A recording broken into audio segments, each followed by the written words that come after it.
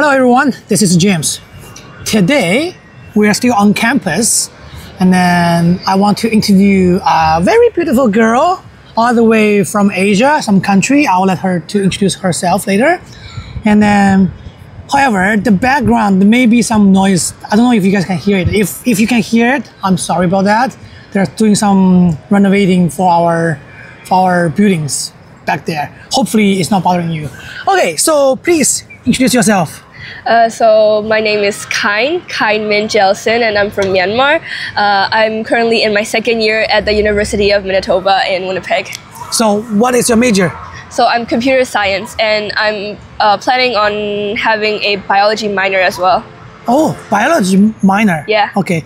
So computer science sounds like very popular, huh? Everybody's Yeah, good computer science. It is very popular. That's why I'm taking biology as my minor, so that I can be different and it gives me more opportunity to compete with the others. Okay, so why so popular computer science now? Computer science is it's a different age than before. Everything is online, everything is technology. You can do everything online, and you can tell AI and machine learning to do your things as well. So we have more requirement for computer scientists, software engineers to make innovative software, and it's a field. Computer science is a field where you need everywhere. You need it in education, you need it in health sciences, you need it everywhere. Yeah, so that's why it's so popular. Yeah. So where are you from? So I'm from Myanmar. Myanmar. Yeah. What kind of country is that? So Myanmar is a country between China, India, and Bangladesh. It's just between the main powerhouses of Asia. Okay. But it's not a very well-known country. But it's a country with mountains. It's a place with seas. It's a place with snow, and weather is 40 degrees. You have snow in Myanmar? Yeah, there's snow in Myanmar up north. There's snow. Yeah. I thought Myanmar is pretty south. It's south, but at the top, our mountain ranges connects to the Tibet. Yeah. Oh, okay. Yeah. Okay, so what's the main industry in Myanmar? Main industry, I would say, is agriculture. Okay. Yeah. We produce a lot of rice. Do you like the country? I love my country. It's a very beautiful place, but right now it's not in its best shape, and there's a lot of political turmoil and things happening. Is that why you run out? Yeah, the first reason I came here was because of COVID. Because of COVID, schools were closed, and I couldn't do the traditional curriculum, so I changed to the IGCSEs, which is the curriculum from the UK, and I did that. And while I was doing that, 6 months in, and the political situation happened in 2021, February 1st, so that made me work harder to leave the country because of the political situation. People don't go to school anymore as a protest to the government. Oh, people are doing protests on the street. Yeah, a lot of protests on the street. Like at the start for like a year, but violent crackdowns started happening. The military started using guns. Oh, wow. Yeah, it's getting serious. Yeah, it's getting very serious. So and then students, people my age, people younger than me, they're protesting and they get killed on the streets, and I didn't want to support that kind of government, so I quit school as well, and I started doing other online school, and then I came here to, I guess, to run away from all that. Oh my goodness. I heard about the Bangladesh problem right now, but I didn't know Myanmar was that serious, huh? Yeah, it was very serious when it started. Now, it's more like armed rebellion now, because we protested peacefully, but the government, the unlawful government, that the government took over power forcibly from the democratically elected government. So we want to oppose that, and we protested peacefully, but they started having violent crackdowns, so we have to start getting armed ourselves as well. So now it's more like an armed rebellion. Yeah, your parents still there? Yeah, my parents are still there. Are they okay? They're okay for now. They live in the big city where it's not that serious. Yeah. Okay. So it's not everywhere. It's just some major. Yes, it's everywhere in a sense, but it's less frequent. Like shootings and bombings have been less often in big cities, but in rural areas, everyone has to run away. The military burned down whole villages and whole cities, and they bomb with planes on civilians that are innocent. They're not doing anything. Like, what can you do against a military with planes and guns and things like that? Always civilians just got the harm the most. Yeah. So is it legal to have guns in your country? It's not illegal. It's not legal. It's very legal. So only the military, they have the guns. Yeah, only military have guns. That's bad. That's bad. Yeah. We hope the world is peace. Sorry to bring that up. Sorry. Let's come back to the international student life here.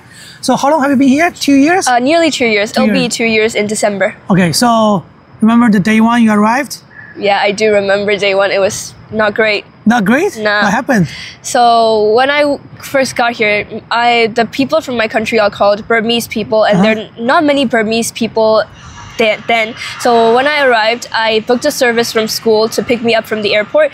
It was in winter, very cold. It was negative 27, and I come from a country like plus 40. Yeah. It was a very big change. And so when I got there, the taxi driver, the cab, I think, he picked me up. He was talking to me on the way. I was excited, but when I got to school, everything was white and there was snow everywhere. I didn't know what to do, and I was living in the dorm. So I walked to my dorm and there was nothing. I didn't have pillow, I didn't have bed sheets, I didn't have blankets. So I had to go to the dorm office. I didn't know where that was, and everything is snow and white and cold. So I didn't know how to get there. I couldn't walk in the snow, but I managed to get there somehow. And then I grabbed the pillows and I grabbed the sheets, and I had to put it on my shoulder and lug that big plastic bag all the way from the office back to my dorm in the snow alone, and I lost a glove. I lost one of my gloves, so with bare hands, and it was very tough. And for like 2 days when I arrived, I didn't know what to eat, and I didn't really have food apart from snacks, so I was living off of snacks for like 2 days. And then I knew that the Which dorm? On campus? The UCR, the University College, is very far from everything.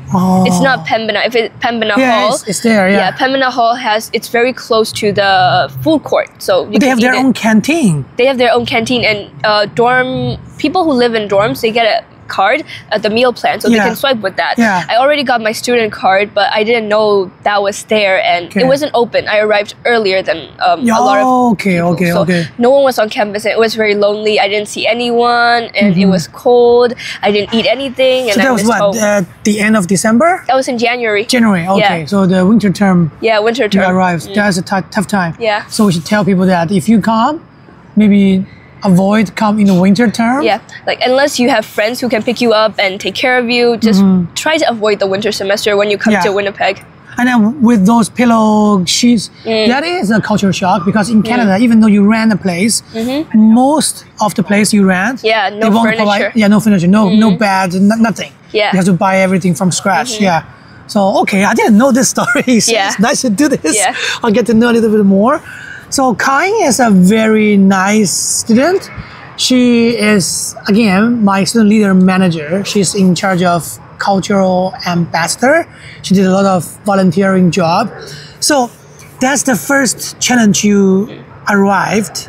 After that, did things get better? Yeah, things got way better in my first term. Like after like a week, I arrived earlier, so there wasn't anyone, but like after 3-4 days, people started arriving, and there was the dorm orientation, which is like the residence orientation, separate from ICM orientation. So I went there and I met people who lived in the same dorm, and I made friends, and things got a whole lot better. So I think also I would advise people who come here, make friends, like anyone, just make friends. People you see, just say hi. And that's how I met another Burmese people. I didn't know she was Burmese, and she was in the kitchen. Hey, I was just asking her, general, hey, where are you from? And Burmese. We were talking in English. We weren't talking in our mother tongue, and it was a shock. It was like a nice story. Just talk to everyone, Did you hug make her? friends. I didn't hug her. I was like, I'm so glad to see you right now.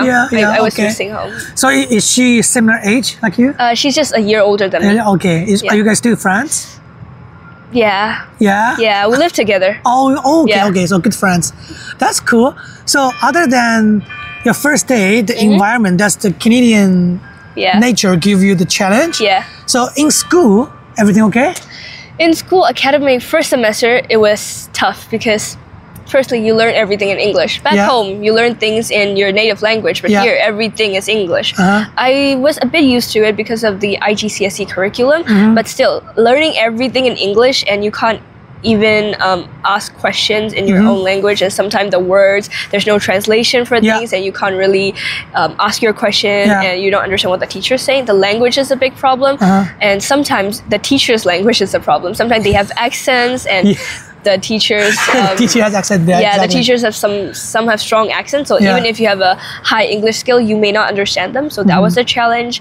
And then one of the biggest shocks for the academic system is that back home, the final, your grade depend on the final 100%. Only the final. Only final matters. Only the final matters. It doesn't matter if you like failed all the tests before. If you get 100% on the final, you're getting a 100% as your final grade.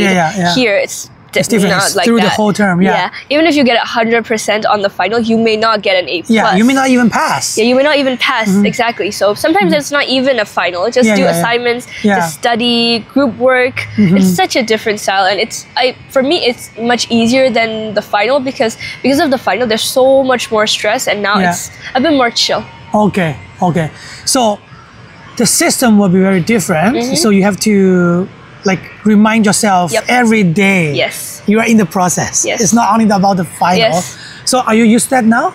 Yeah, I'm very used to that now. I try to complete all my deadlines, even the small ones. I just study, but I cram a lot before the final, so still not a good habit. Okay. But also another thing is memorization versus learning. Yeah. Back home, Asia, a lot of countries like that, I believe, memorization is key. It's a big part, if you memorize the whole book, you can get 100%. But here, even if you memorize the whole book, you might not get the grade you want if you don't learn. You need to understand the concepts, and I didn't struggle with it too much because that's the way I like learning. But people who are accustomed to the memorization method will have a lot of challenges when you get here and do the academic Canadian life. Isn't that amazing? Yeah. Do you think that makes more sense? I think it makes more sense to learn, not memorize. Yes. I agree with that. I remember when I was working in high school system. Yeah.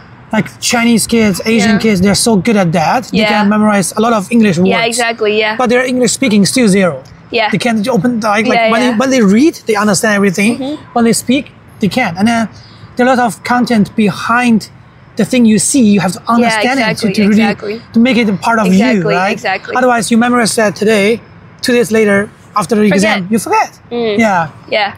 Okay, that's interesting. So, why Canada? Why Canada? You said you studied the UK system. Yeah, I studied the UK system. So I was looking for a lot of options. I applied to schools from Australia. I have acceptance letters and scholarships from the UK, Australia, Thailand, the US as well. I was going to go to US at first, and I have the acceptance letter. I was doing the visa. But at that time, the visas for Burmese people, the embassy in Myanmar was closed. They weren't doing any appointments because it was full. A lot of people want to get out of the country at that time. The political situation was getting worse and worse, and it was everyone's priority to get out of the country. So by the time that I was doing my visa, the appointments were closed, so I couldn't do that. Just for you, the US visa? The US visa, And at the same time, I got scholarship offers and acceptance letter from Australia. At that time, the Australian embassy was also closed.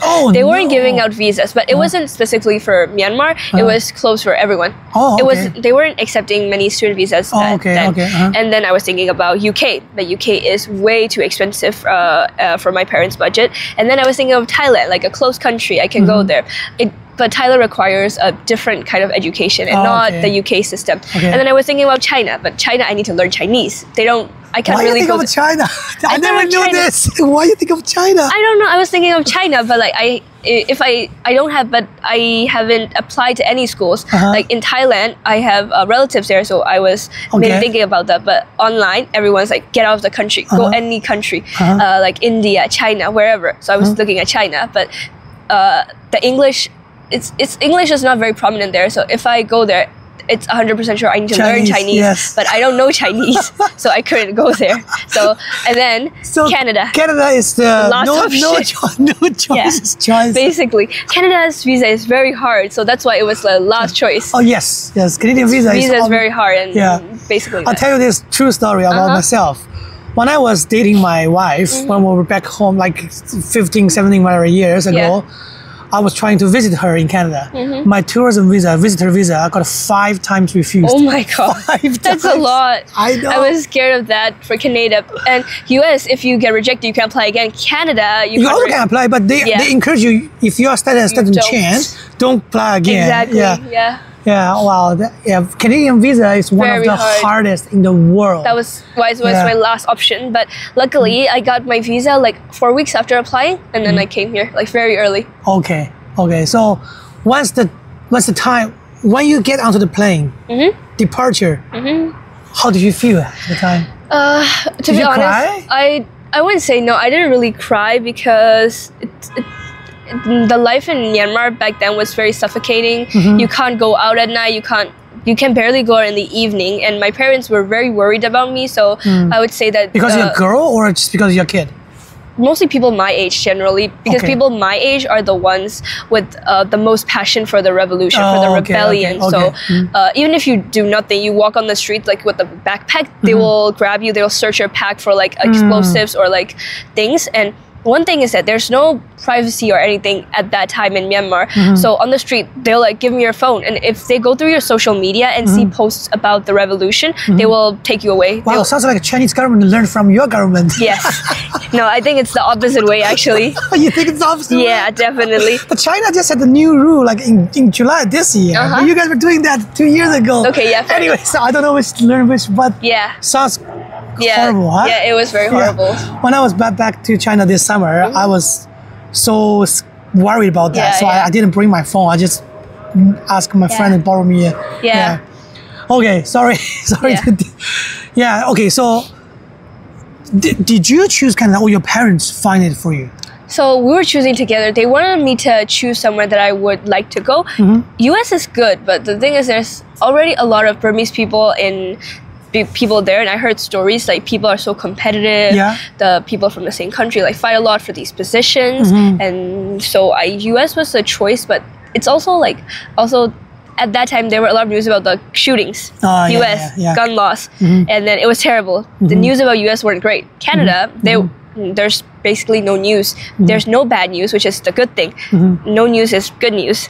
So Canada, like a more peaceful choice. So it is. Compared to the US, Canada compared to the US, it's a much more peaceful place. So I came here. So, are you the only child? I'm an only child. Yeah. It must be hard for your parents. Yeah, it is. They have to let go of their only child, go abroad for a long time, right? And then did you keep in touch with them every day? Not every day, but I try to call them like 3-4 times a week. Okay. Are they okay now? Yeah, they're okay now. Yeah. I mean, are they okay with you not being around? Yeah, I guess they have to do it. Even if they want me to come back, they know that my life would be better here. Like academically, my life in the future will be better. And going back right now, it's basically almost a death sentence, because there's a new rule in Myanmar as well, like the conscription. People from the age of 18 to 23 will have to go into the military service. Okay, no offense. A country like that, do you even think of, or do you really want to go back? So the thing is, before this happened, there's a Democratic Party that took over the country in charge for 5 years. In those 5 years, the country changed so much. The buses got better, the education got better, the health system got better. It was so free, democratic, and you can say whatever you want. You can live freely on the streets. You can go out for the whole night. The nightlife was amazing in Yangon, the city I was living in. It was so free. You don't have to be scared of anyone. And even here, sometimes you have to be scared of like homeless people. In Myanmar, there wasn't such thing like that. There was the drugs and like marijuana, everything is banned there. Even cigarettes are, of course, really prominent, but except for that, there's no drugs, things like that. It was a very safe country. I would even compare it to Canada. Like Canada, there's no like, I wouldn't say there's like thieves. It's a very safe country in that regard. Myanmar might not be safe in that regard. There might be stealings, but your life was secure. Yeah, you feel secure in your own home, and it's a very pretty place. It was an amazing place for those 5 years. It was amazing. And then the same party got elected again, but the military party was like, they won by a landslide, like 79% voters. And they're like, this must be a joke. You're joking. You must be a fraud. There must be something wrong. So they didn't like it. And so they took over the power. Like, you must be lying. We're going to take power now. How? They just take it? Thing is, those 5 years were democratic, right? But before those 5 years, in the previous years, it's like, always the military? Not always. Like before that 5 years, so in Myanmar, the president and the party gets re-elected every 5 years. So that was like one era. Before that, it was a military party, but he was not so bad. They were trying to start doing the democratic way. So yeah. They're trying to change the system. They're trying to change, but before that, military party was ruling. So when they were ruling, they wrote a rule in the law book, like military can take power anytime they want. They wrote it in the book. In the constitution? Exactly. That's so bad. That makes no sense. And there's a rule like 40 or 60% of the, how do you say, Like the party, there's like the Congress, there's like 60% must be military. Oh, yeah, wow. They wrote in that rule, and in that rule book, like if 65% votes for it, they can take over power. So those rules still apply right now? Right now, it's lawless, basically. Oh, okay. Yeah. Of course. They took over, so it's basically lawless. They wrote those rules in, so that, and then the Democratic Party couldn't even change it. They were trying to change it. The ratio to military to like civilian power in the Congress was getting lower. It's like 40 to 60 now, but then they took power and everything was reset to zero. The country was doing so nice. There was so much growth. The GDP was going up. Everything was great, and then this happened. So it's actually a very nice country. I still love my country, and I think that when all of this is over, the country will see so much growth, and it would be such a booming country. So you still want to go back if the system, the party is not as crazy as right now? Yes. Okay. Yeah, makes sense. Okay, we talk about a lot of your country. We need to come back to Canada. Yes, Canada. So you've been here for 2 years. Academically, you said you get used to it slowly. And now you are in computer science. Yeah. So in the past 2 years studying in Canada, what was the biggest challenge, except those, like you said, the final will be 100%, except the language? Did you feel the teacher is different? The way they educated people is different? Do you feel any other challenge? So yes, the teacher's way of educating is different, but it's different in a good way, and it's easier to learn. Me personally, different people learn differently, but for me, it was really nice. Other challenges in the classroom might be making friends, because ICM is an international college. People from the same country tend to group together, and like when I introduce myself to people, they don't even know where Myanmar is. They can't be Burmese, so it was hard. So you have to make friends that are like you. Some people click together. They might be nice people, but sometimes you don't click together. So you can't force friendships, but you'll find your people from different countries. So you don't have to force friendship. Basically, please, don't learn from them. You don't have to stuck with your Myanmar people. That's why I have a lot of international friends. So there's not very many Myanmar people anyway, so you make a lot of international friends.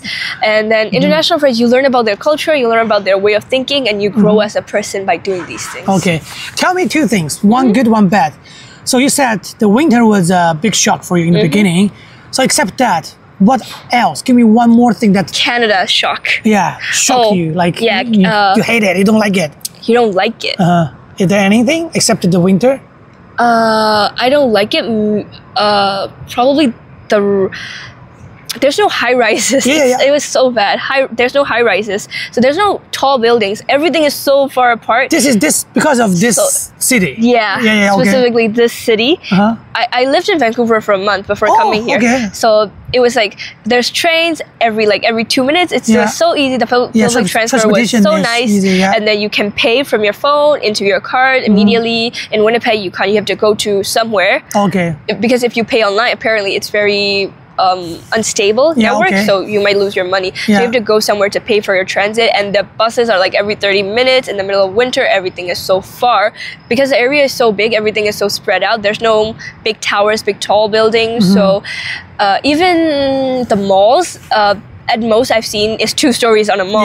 It's very spread apart. I really hated that. I agree with you. Not only us, we are newcomers, we think this way, but even the local Canadians, a lot of them, they think Winnipeg is just too spread out. Spread out, too big. Too big. And the city is getting bigger size, which means our citizens will have to pay more tax. We have to maintain the roads, you know, snow removal. It's just, I agree. I've been to Halifax, other cities. They're more dense. Density is higher. I think it's more convenient for people. Exactly. Okay. So how about good things? Good things. Good thing is it's very safe. I currently rent like a basement. It's like a half basement. And I live there with my 2 other friends and 2 other people from other countries. And it's so safe. Sometimes we leave the door open. The door is open. The gate is open. And the thing is, there's no fences. Yeah. It's so surprising when I got here. Back home, there were like tall fences with wire on top. Now there's like no fences, lawn, anyone can walk on it. Yeah. And then the gates, there's no locks. Yeah. You can open it, and sometimes even the main door is not locked and you can open it. Yeah. It was scary. And also, sometimes when you rent, you have to check. Doors don't have locks. My friend's room doesn't have a lock, and my other friend's room doesn't also have a lock. Sometimes they have locks, but apparently it's fire code, and doors don't have locks. Yeah. You can't. You can lock it from the inside, but from outside you can't lock it. Yeah, in this way it is. Canada is pretty safe in this way. Yeah. 2017, I brought seven Canadian, my friends, back to China with me. Yeah. So after the trip, I asked them, what's the biggest image you have now for China? Yeah. They said, okay, I think China has a lot of walls. Yeah. Like you said, like the high fence, they have like wires on top. Yeah. Yeah, then I realized it is like all the community, they're all like walls, right? And then school has a wall, has a gate. Everywhere, like a hospital has a wall, has a gate. You know, security always sit there. And then at the same time, there's so many cameras there. Yeah, you know? so many cameras. Exactly. Yeah, I don't know why you have all those safest system to protect people, but you still have so many walls. Like I agree, Canada has no fence, no walls. People are just so free, right? Yeah, exactly. The school doesn't have a wall. Exactly. People can just come in. Yeah. This summer, I went back to China. I want to visit my school. Yeah. I couldn't get in because they have to scan your face. Yeah. If your face is not in the system, You can't. you can't. Yeah. So Yeah. I said, it's my school. It's a heaven for knowledge. Yeah. Why don't you let people to see the heaven of knowledge? Exactly. Right? Everything is so gate kept. Yeah. Okay, so is there anything else about Canada you want to say? Good thing. Good thing. I guess the people are very nice. The Oh, yeah? Canadian people are very nice. They're very chill. They're so helpful. And in Myanmar, people ignore each other most of the time, even if something's happening. There's no banter on the street. If it's a stranger, you ignore them. You don't talk to strangers. Yeah. Here, sometimes in the supermarkets, you might tell a stranger, hey, I like your shirt. I like, where is the snack? Where is that from? Yeah. Yesterday, like two girls came up and asked. I was holding a box of croissants, and they were like, hey, where is this from? Is it from Walmart? No, I'm like from Superstore. It's like, nice. By the way, Kai really likes croissant. I like croissants. Every time we have an event, she always told me, hey, James, buy croissant. Yeah. I bought it I'll buy yesterday. croissant for next Monday for you, just for you. Thank you. Yeah, so yes, I agree. Canada is very friendly, and very especially friendly. Manitoba, because we are very community based, right? So if you have some advice given to the future coming student or newcomers, Yeah. what would you suggest them? One thing is be very prepared and be punctual for everything. Punctual, yeah. Yeah, punctual. Like, you're gonna be coming here on a plane. If you miss that plane, you're not even gonna be here. Yeah. Be punctual for that. And also another thing is, like, for classes, if you're coming here for an academic purpose, for even work purpose, like Canadians, they are very, I would say, punctual, and they take timings very seriously. Yeah. So for classes, for deadlines, it's Yeah. 11:59 at night. If you're 1 second over that timing, you're not going to get your assignment in. You have an interview at 11 a.m. If you're there at 11:05, they might not wait for you, and it's your fault. That's not their fault. If you're late for interview, you're done. Yeah. It's not their responsibility to wait for you. Even if they allow you to take the interview, you're not getting that job anyways because you were late. Yes. It doesn't matter your reasons, just be prepared for everything. Some people are like, oh, I had this emergency, but you have to prepare for emergency. That's your job. So that's the biggest advice. That's very good, yeah. Being punctual will help you in every area of life. Work, school, even love life. If you're late by like every time to meet your boyfriend or girlfriend, you're gonna break up. Were you late for your date? I was not. Oh, you was not. I was not. Was he late? He has not been late yet. He hasn't been late yet. We will see if he gets late later on. Yeah, very lucky for Kai. She's been here for 2 years, and then she found her love here. Yeah. Okay, so keep moving on. Yeah. Do you have any, like you said, be punctual, be prepared? Do you have any advice for students in school, in studying, what they should do, what they should prepare? Like in China, people usually study at home first. Yes. When you go to class, you can be prepared. Is the same in Canada? For some subjects, yes, you should be. But mostly, for me, I'm a person that likes logic, not memorization. So for memorization, yes, you definitely should read before class, go to class, learn the thing, and then memorize again later. But I'm a computer science student. For computer science, you don't really need to do that. Even if you read by yourself, you're not understanding anything. Okay. Just go to class. Pay attention in class. Sometimes it's even if the concepts are interesting, you don't have enough energy to class. You want sleepy. So one advice is like just write everything down. Even if the notes are there on the slides, just take notes. It'll help you to stay focused. Yeah. Do that, and then you don't really need to do pre-readings. I don't do pre-readings personally. Just go to class. Oh, biggest advice: go to class. Even if you just sleep in class, go to class. Yeah. It's a passive learning. Yeah. There was this class, it was an English-based class of 4 hours straight of literature. You're just learning about these different cultures. It was cultural anthropology. Yeah. And I was sitting in like the second row, and after like an hour, I would just get sleepy, and my head would be on the table, but my brain was still absorbing the material. So it made it easier to study later on, rather than not going to class at all. And then everything will be new. Because you've heard this, I've heard this somewhere before. The teacher was talking about this. Even if you don't understand, you're still gonna have something. So go to class. Just go. Are you teaching students that you can sleep in the class? Don't sleep in the class, but just saying, even if you want to, don't sleep at home. Sleep in the class. Okay, so you mentioned that in your computer science class, you were the awning girl. Yeah. That was, What do you think about the Canadian woman rights? Canadian women rights, I guess Canadian women have a lot more rights than, I guess, Asian countries. Yes. But sometimes, I guess, some people also abuse those rights. I can see Canadian government is all about human rights, human rights this, human rights that. Sometimes I think they're too soft on people. Sometimes they should be harder. Tolerance is higher. Tolerance is higher, and sometimes I don't think that's good because people take advantage of the government as well. Service says, oh, hey, I'm a minority, I should have these rights. But sometimes they shouldn't have those rights either. I think a lot of things should be done by case-by-case basis, but the government doesn't have the workforce to implement that anyway. So I guess this is a system that can need some improvement. I agree with that. Case by case is very important in Canada. Yeah. Because the government is soft because they want more votes. They don't want to make anyone to be angry with them. Exactly. So, but I love Singapore. I don't know if you heard about this country.